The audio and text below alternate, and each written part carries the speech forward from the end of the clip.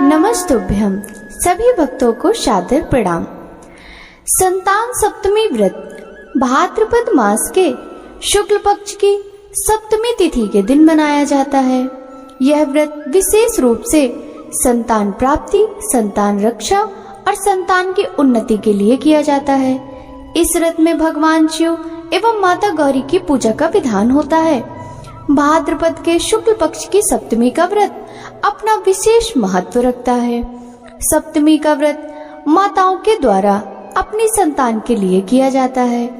इस व्रत को करने वाली माता को प्रातः काल में स्नान और नित्य कर्म से क्रियाओं से निवृत्त होकर स्वच्छ वस्त्र धारण करने चाहिए।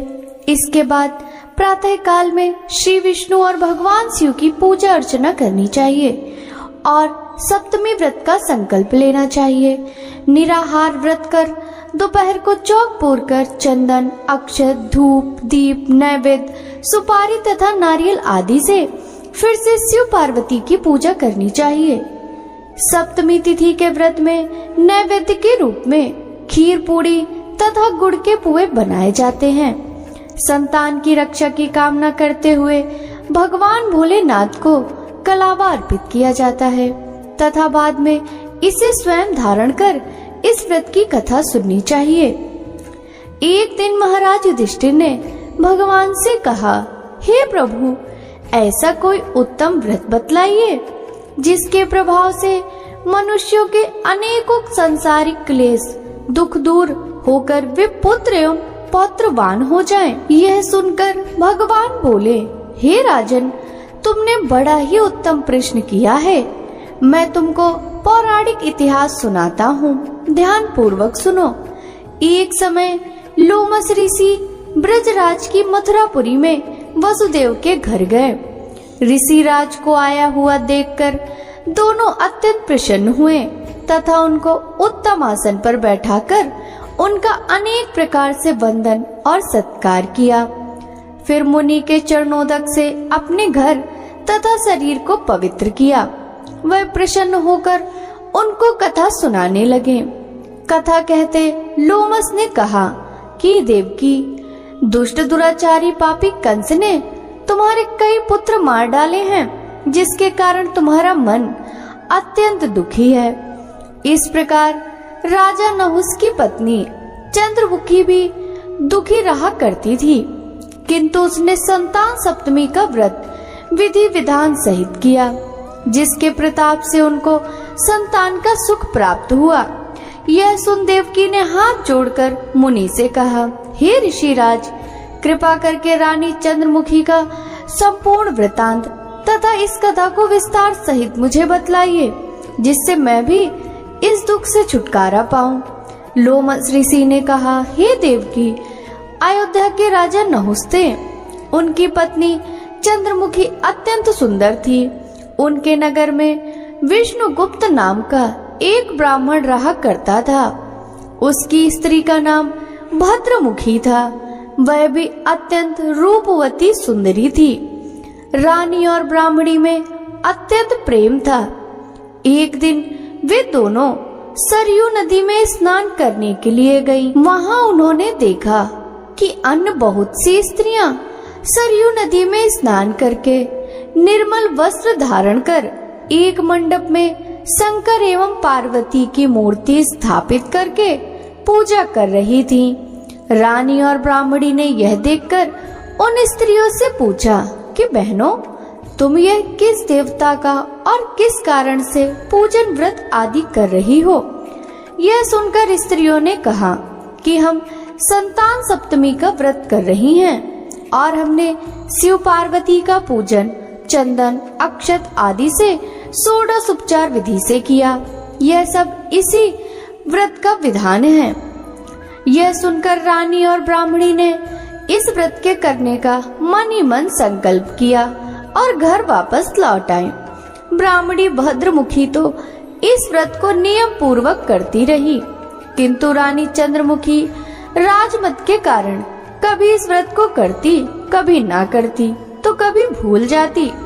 कुछ समय बाद दोनों मर गईं। दूसरे जन्म में रानी बंदरिया और ब्राह्मणी ने मुर्गी की योनि पाई।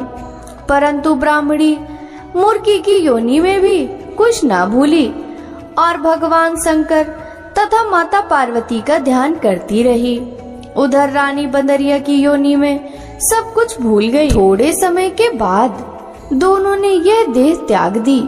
अब इनका तीसरा जन्म मनुष्य योनि में हुआ। उस ब्राह्मणी ने एक ब्राह्मणी के यहाँ कन्या के रूप में जन्म लिया। उस ब्राह्मणी कन्या का नाम भूषणा देवी रखा गया तथा विवाह गोकुल निवासी अग्निशील ब्राह्मण से कर दिया। भूषणा देवी इतनी सुंदर थी कि वह आभूषण रहित होते हुए भी अत्यंत सुंदर लगती थी। कामदेव की पत्नी रति भी उसके सम्मुख लजाती थी। भूषणा देवी के अत्यंत सुंदर सर्वगुण संपन्न चंद्रमा के समान धर्मवीर कर्मनिष्ठ सुशील स्वभाव वाले 8 पुत्र उत्पन्न हुए। यह सब शिव जी के व्रत का पुनीत फल था।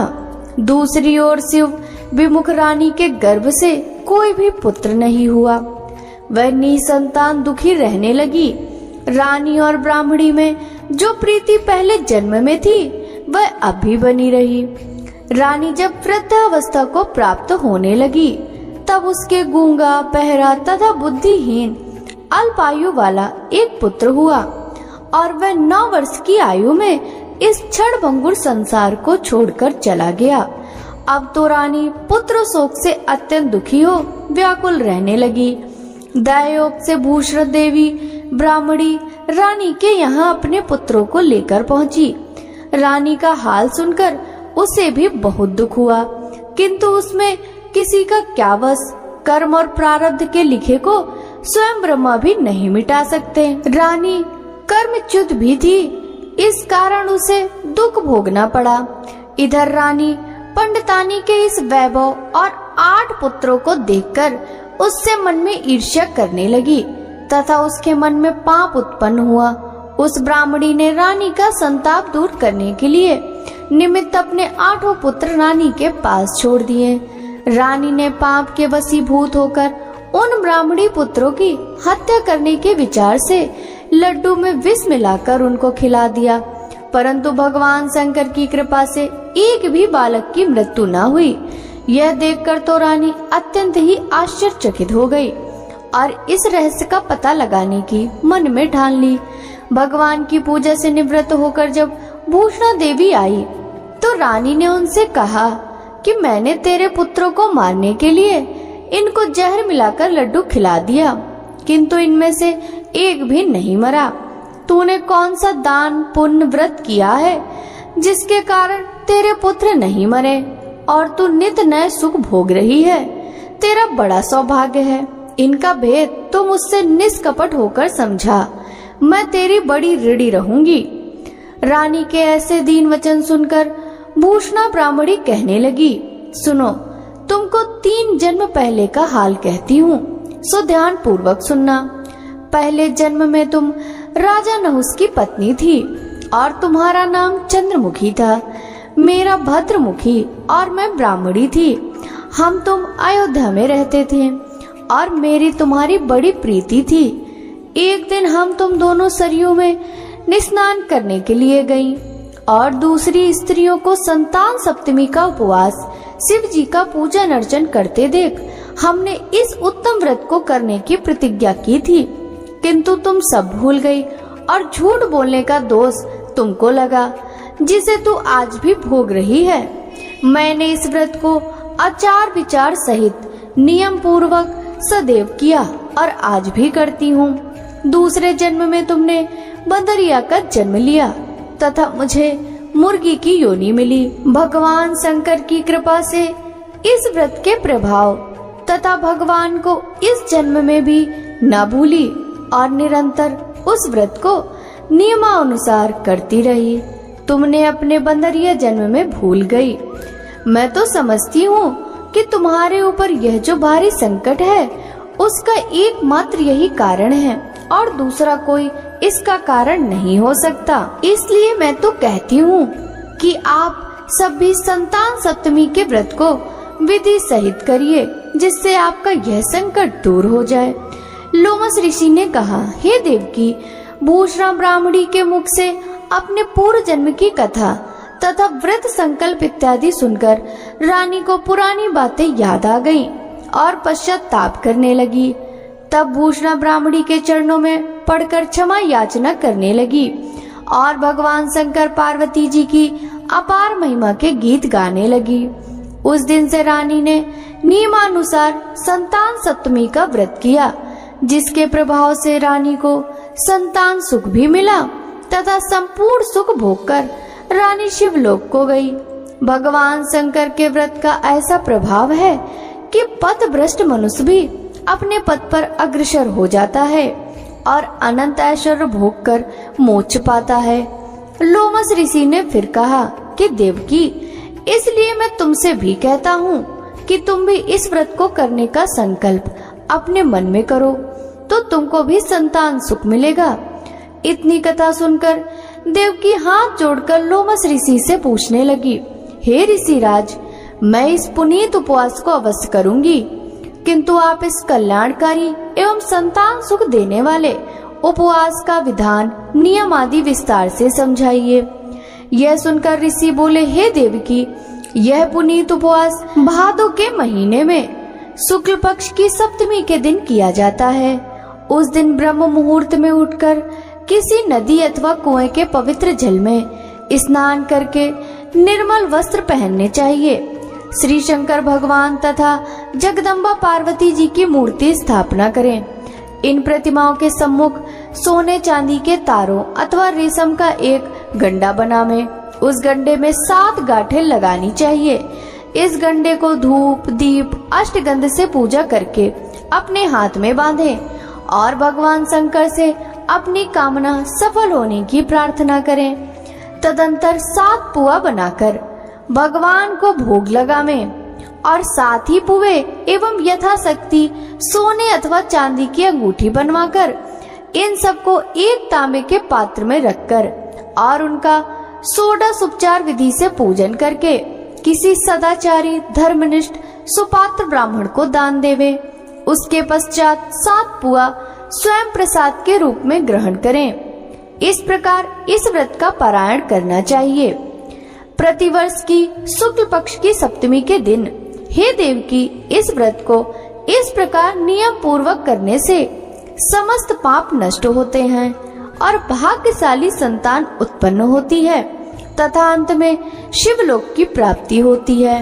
हे देवकी, मैंने तुमको संतान सप्तमी का व्रत संपूर्ण विधान विस्तार सहित वर्णन किया है। उसको अब तुम नियम पूर्वक करो, जिससे तुमको उत्तम संतान पैदा होगी। इतनी कथा कहकर भगवान आनंद कंद श्री कृष्ण ने धर्मा अवतार युधिष्ठिर से कहा, लोमस ऋषि इस प्रकार हमारी माता को शिक्षा देकर चले गए। ऋषि के कथनानुसार हमारी माता देवकी ने इस व्रत को नियमानुसार किया, जिसके प्रभाव से हम उत्पन्न हुए। यह व्रत विशेष रूप से स्त्रियों के लिए कल्याणकारी है, परंतु पुरुषों को भी समान रूप से कल्याणदायक है। संतान सुख देने वाला, पापों का नाश करने वाला यह उत्तम व्रत है, जिसे स्वयं भी करें और दूसरों से भी करावें। नियम पूर्वक जो कोई इस व्रत को करता है और भगवान शंकर एवं पार्वती की सच्चे मन से आराधना करता है, निश्चय ही अमर पद प्राप्त करके अंत में शिवलोक को जाता है। बोलिए भगवान शंकर की जय, माता पार्वती की जय। कथा पसंद आई हो तो वीडियो को लाइक कीजिएगा। राधे राधे।